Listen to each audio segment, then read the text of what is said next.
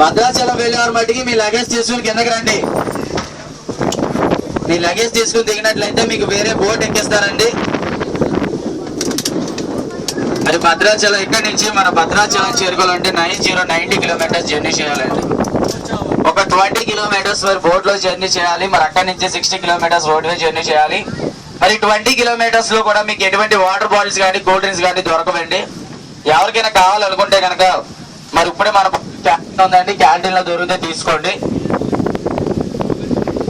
మరి 20 కిలోమీటర్స్ దాకా మీకు ఎటువంటి వాటర్ బాటిల్స్ కానీ కూల్ డ్రింక్స్ కానీ దొరకవండి. ఎవరికైనా కావాలంటే ఇప్పుడే తీసుకోండి. మన బోట్ లో క్యాంటీన్ ఉంది, క్యాంటీన్ లో తీసుకోండి.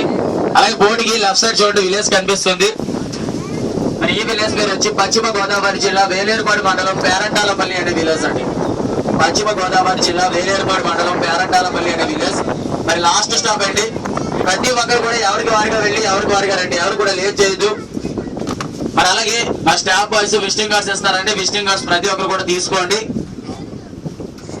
మళ్ళీ మా ఈ పాపికొండల టూరిజం డెవలప్ చేయడం కోసం మీ ఫ్యామిలీ మెంబర్స్ కానీ మీ ఫ్రెండ్స్ కానీ ఎవరినైనా కానీ పాపికొండల విహారయాత్రకు పంపించాలనుకుంటే కనుక మరి మా స్టాఫ్ బాయ్స్ విజిటింగ్ కార్డ్స్ ఇస్తారండి. విజిటింగ్ కార్డ్స్ ప్రతి ఒక్కరు కూడా తీసుకోండి. జాబిల్లీ బోట్ విజిటింగ్ కార్డ్స్.